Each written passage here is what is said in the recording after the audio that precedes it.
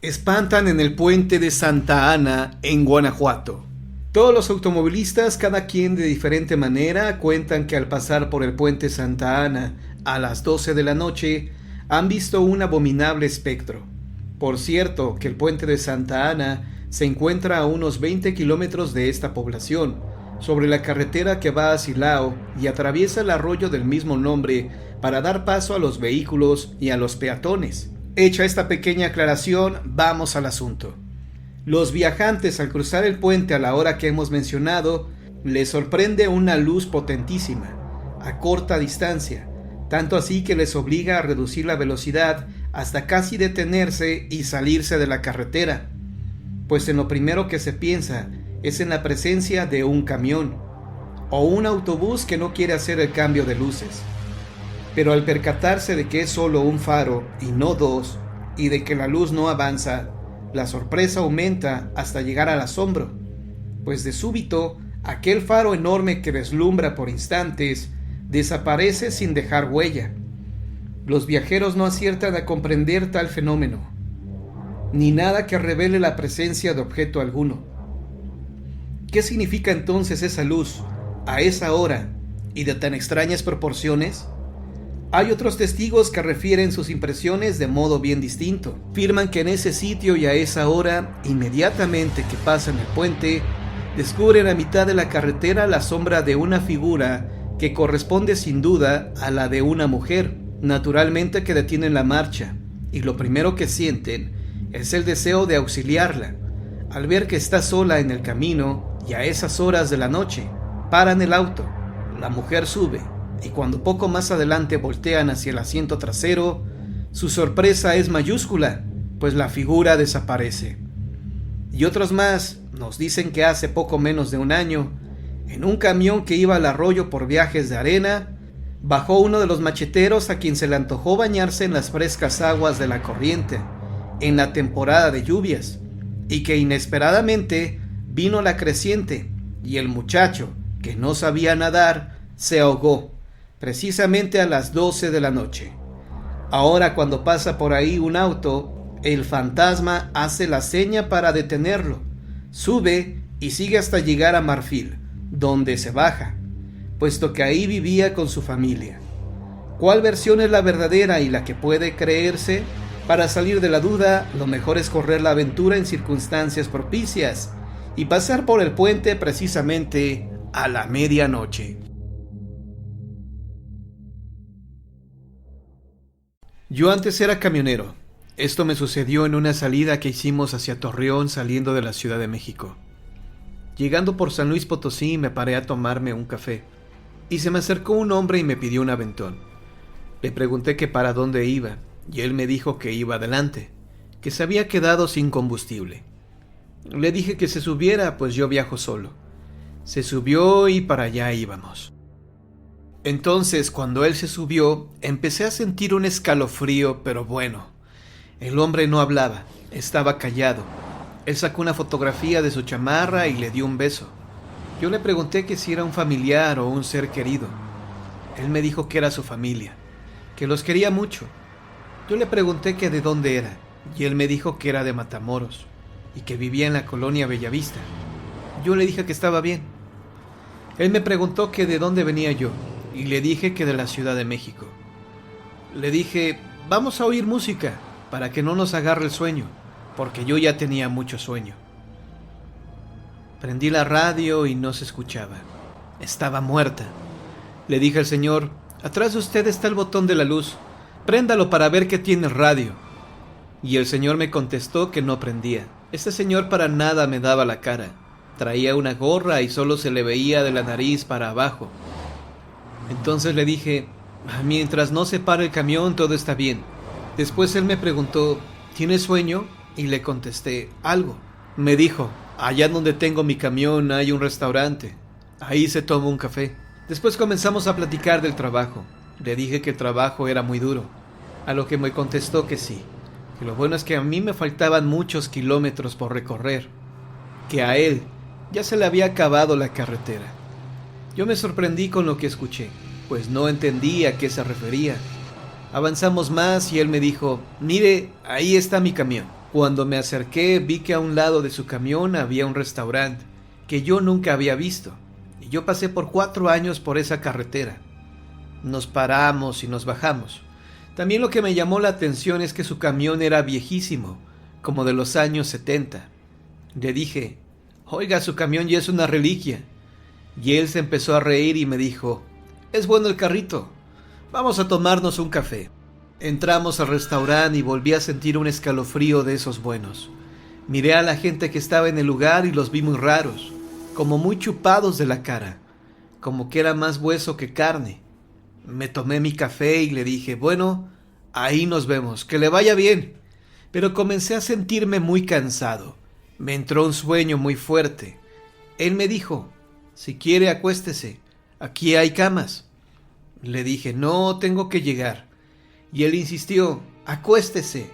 Me acuerdo que vi unos catres y me acosté. Ya para amanecer, fui despertado por un compañero de la misma línea en donde yo trabajaba que él. Al ver el camión parado en la carretera, se paró y me anduvo buscando. Me buscó en el camión, pensando que estaba dormido, y no me encontró. Pensó que había bajado al baño y me esperó media hora y tampoco. Entonces bajó por una vereda que ahí había y me encontró acostado en el pasto. Él me agarró y me movió para despertarme. Me preguntó que qué había pasado. Desorientado, volteé y no vi el restaurante y tampoco el camión. Entonces le platiqué lo que me había pasado. Le digo: ¿qué crees que me pasó? Le platiqué todo y él me dijo que me creía porque eso mismo que le estaba platicando le había pasado a su papá. Le dije: pues esta persona viajó conmigo y me trajo a un restaurante, y no hay ninguno aquí. Me dormí en un catre y ni el catre está. Entonces él me dijo que me fijara bien abajo y que viera unos cimientos que eran los restos de un restaurante, el cual existió hace más de 40 años, que el chofer que traía se quedó sin frenos y se impactó con este restaurante, destruyéndolo y matando a mucha gente.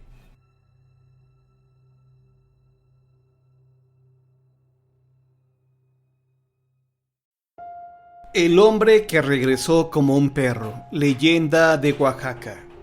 Una noche de diciembre, cuando un campesino volvía de su trabajo, escuchó unos gritos aterradores y creyó ver un perro de color gris oscuro.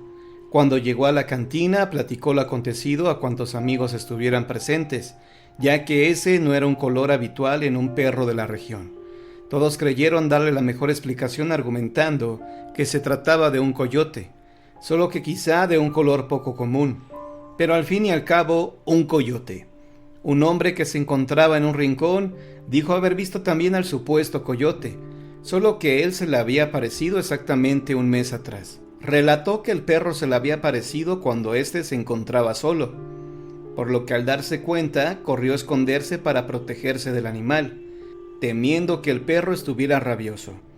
En su loca carrera no se dio cuenta para dónde se fue el animal.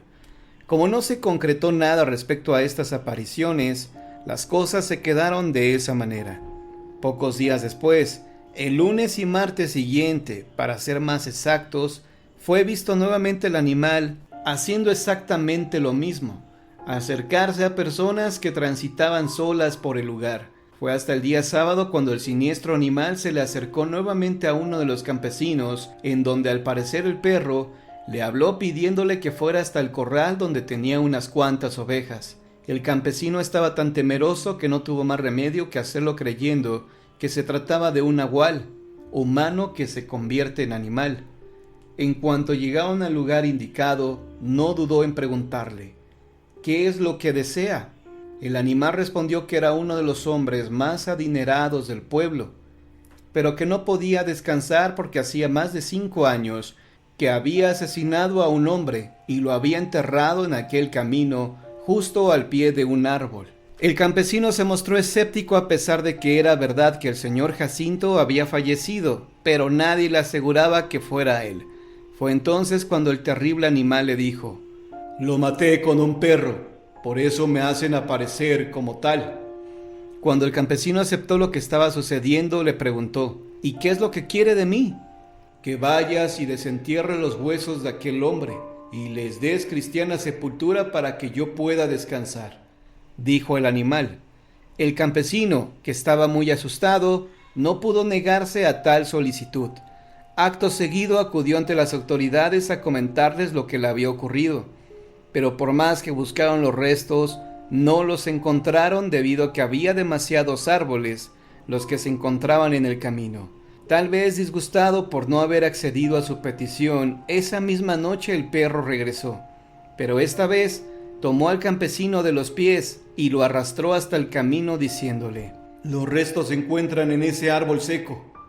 El campesino esperó a que llegara el día e inmediatamente fue a buscar nuevamente a las autoridades, quienes descubrieron el arbusto y desenterraron los huesos del infortunado hombre para sepultarlos en el cementerio del pueblo como lo había pedido el siniestro animal. Esta historia era muy extraña para los habitantes de aquel lugar, quienes recordaban a don Jacinto como un buen hombre, pero ante tales pruebas ya nada les podía devolver aquella imagen que tenían de él. Desde entonces los habitantes de aquel lugar procuran llevar una vida lo más recta posible, pues tienen la creencia de que los espíritus intranquilos de los malvados vuelven como animales espectrales.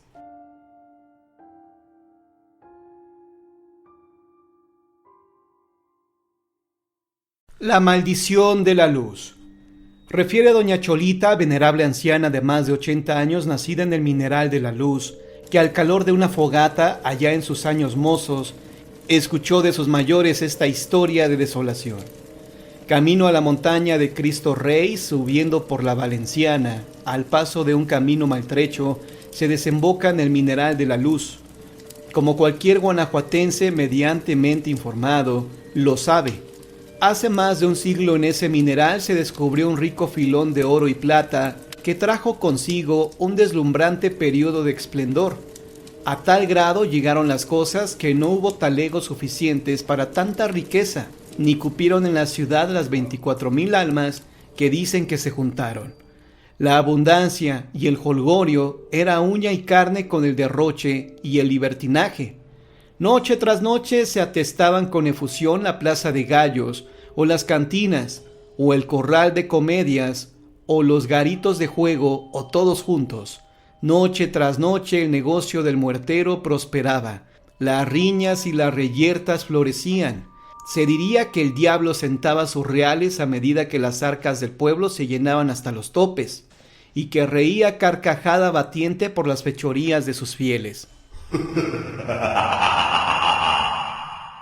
Tan pintoresco, lamentable y enceguecedor era el cuadro que solo una persona velaba con preocupación por los descarriados hijos de Dios, el padre Jeremías, quien drástico no paraba de condenar las conductas pecaminosas de los habitantes de esta Sodoma y Gomorra moderna. Harto de tanta vileza, no le quedó otra más que valerse de un pequeño batallón de curas, pero a pesar de las decididas incursiones de los presbíteros en el campo enemigo, aquella fiesta perpetua no tenía para cuándo amainar. Nada más para que te des una idea, llegó el día en que los lugareños decidieron qué hacer con los curas y sus recomendaciones. Los echaron del pueblo con todo y sus benignas palabras. La gota que derramó el vaso se dejó sentir cuando se celebraban más por entusiasmo bullanguero que por fervor religioso las fiestas de enero en honor de la santa patrona de la luz. Un hato de toros de lidia, no se sabrá si por descuido o adrede, escapó de la plaza y como si fuera una pandilla enviada por el mismísimo demonio, tomó rumbo a la plaza principal y embistió contra los indefensos curitas. ¡Dios nos agarre confesados! Aquella tarde no hubo vocación ni pañuelo ni perro que les ladrara para despedirlos. Es más, dicen que ni el polvo se les vio, aunque todavía pasaron algunos años más en medio del derroche y el festín. Lo cierto fue que nadie advirtió que con la partida de los clérigos se cerraba también la mano generosa de la fortuna. Al mineral de la luz comenzó a hundírsele el mundo, comenzó a pasar la pena negra, hasta que acabó convertido en un pueblo fantasma. Doña Cholita recuerda que las galerías más productivas de la mina de San Bernabé siguen inundadas, que la campana original de la iglesia aún está perdida, que las risotadas obscenas y libertinas hoy son lamentos llorosos que el viento lleva y trae por las ruinosas calles del mineral de la luz.